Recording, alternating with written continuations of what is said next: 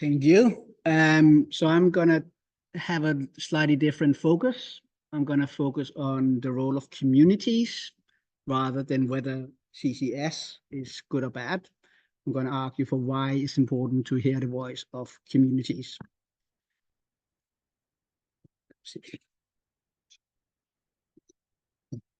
Just quickly about my background, I'm a social science researcher. I work on an EU project, and my focus is on people's perspectives on CCUS. When I say CCUS, I include CCS in that. I know there's a lot of debate that utilization is not the same as just storing it, but for the purpose of this presentation, the main arguments remains the same, I think. So what I'm going to do, I'm going to talk about technologies and society, CCUS and society, and then communities and CCUS. My first kind of argument is that technologies are at least partly social.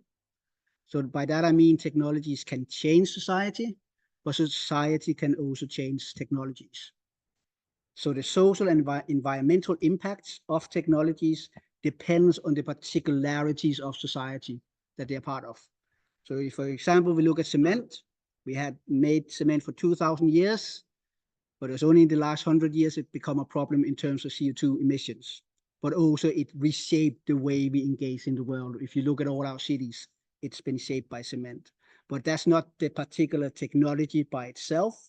It's society that helps create these impacts. My other kind of key argument is that technological fixes often create new problems and often create unknown risk. So for example, I was reading today an article when they tried to move from horse-drawn carriages to cars. The argument they made was that if we have cars, we will get rid of congestion, it will be more safe, and there'll be no pollution, and we will reduce high cost. And I'm sure you all agree with that we have no problems with that at all. There are no congestions, there are no safety issues, etc., etc. We just need to build that extra lane, and then we'll be fine. The other thing is, there's often a lot of unexpected and unknown externalities. We all have microplastics in our bodies now. No one planned that. No one predicted that initially. You can debate how much information was hidden, but it's not something that was expected. And the same is forever chemicals. It's something that we didn't expect, but it's now part of our everyday life, and it shapes everything we are now today. So the other argument I'm going to make then is, should we then leave it to the experts?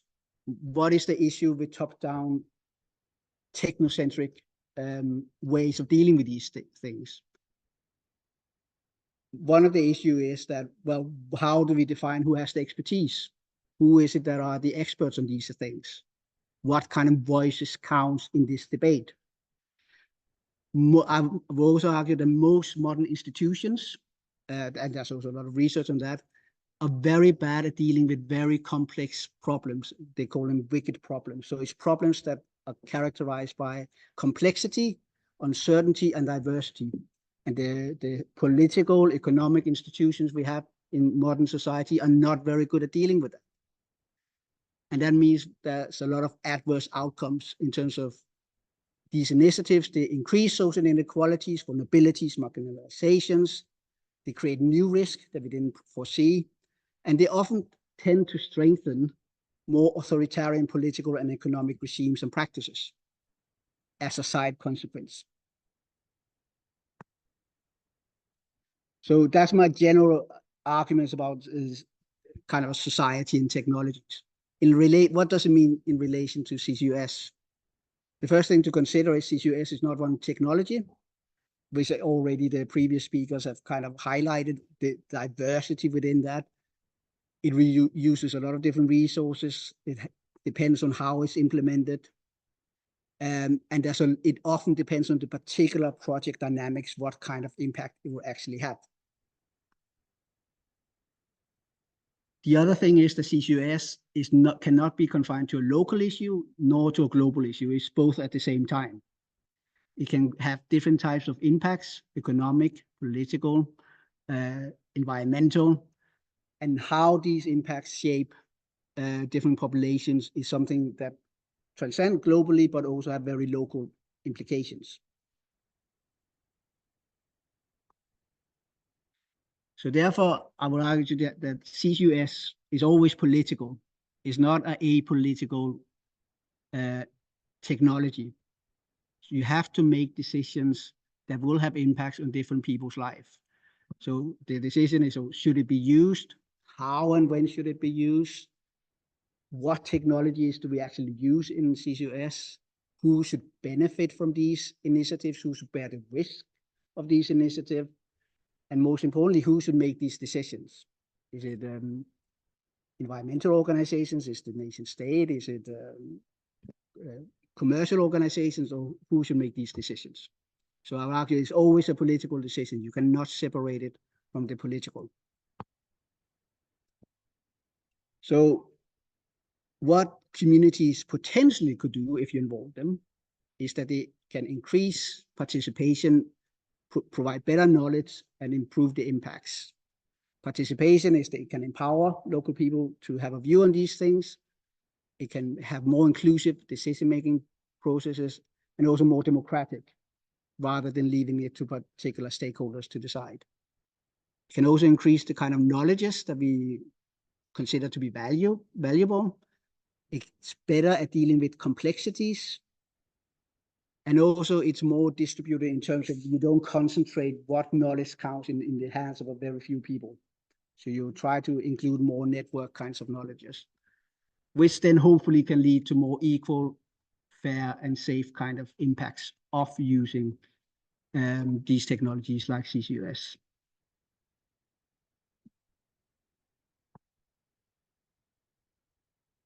So what are some of the challenges to involve communities? There's a lot of institutional constraints.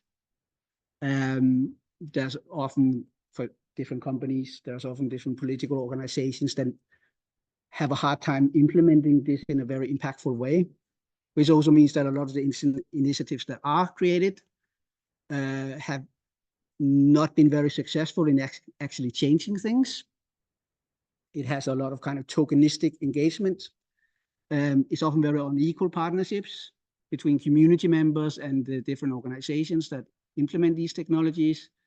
And there's also a general engagement fatigue amongst people. It's hard to engage people in these kind of issues. And that means sometimes these initiatives can end up inadvertently increase and maintain inequalities. So how do we then involve communities? What would be the way forward? And this is sort of my kind of perspectives on this. The ideal will be to take a capability approach, which I draw from Amartya Sen. So the focus here is on outcomes, which means that do people actually have the power to participate? And by power, I mean, do they have the ability in their everyday life to participate as democratic citizens in these initiatives? And I don't believe they have that now. People have to work. People have to make a living. There's a lot of everyday pressures that prevent people from engaging in these kind of communities. So in reality, they do not have the capability. What most approaches do now is they say, if we have a community engagement activity like the Climate Cafe, that would be solve the problem in itself. But my argument is that most people do not have the potential to actually participate in this. So it's not about providing the opportunities in terms of town hall meetings, all these kind of things, because most people don't have the actual power to participate in these because of various kind of social structures. What should the community's role be? Ideally, they should lead it rather than be consultants, so it should emerge from the communities themselves. But of course, the reality is that most of the way communities are involved in these projects are either reactive. A lot of these projects, CCUS projects, have been cancelled because of community protest. But that's something that happens as a reaction to something. It's not something where they lead. And a lot of it is also performative, where you have certain companies or political entities going through the motions and say, okay, we have a town hall meeting and now we got done community engagement. And mostly they're just non-existent. The other issue is timing. And there is this idea you cannot engage communities until you actually have a project that's almost being ready to be implemented. The literature doesn't indicate that. Community members can be involved from a very early stage, ideally from pilot stage, because a lot of the political decisions, what chemical to use, how to organize these kind of technologies are made at that stage. Once you get to the stage of you have a finally planned project, most of the decisions have already made. It's too late to involve other types of views and perspectives. But of course, in reality, most engagement activities happens after most of the project's plans have been finalized. What communities should be involved? What happens now mostly is that you engage communities often in storage sites, because that's where there's been local protest. And companies are afraid that this will happen again, so they focus on the storage sites. But the implications of whether we use or not use CCUS are not only locally, they're also globally. So how do you then make it so that communities from a more global perspective can have an influence on these saying, rather than saying it's just Aberdeen or some other location? And then finally, what kind of engagement types? This is a bit kind of technical, but there's this notion that you call contact zones, which is where you allow diversity, you allow conflict to emerge, and that's often very generative in terms of creating new solutions. Most engagement types now is trying to avoid differences. They are trying to come to a common consensus that doesn't allow these differences to coexist. And that's sort of the evasion zone. So you end up with all of these community events that doesn't have a lot of impact, because you end up being, well, everyone agrees, or there's no room for really different ways of doing things, or talking about things, or communicating about things. So my main argument is, yeah, it's important to involve communities. It's also incredibly difficult. The project I'm working on now is trying to see, okay, what can we do with the few resources we have? So we designed this conversation game where you don't have to have any prior knowledge. It takes 2 hours. You sit in a group of 3 to 5. You draw these different cards, you read a bit about it, and then you discuss it.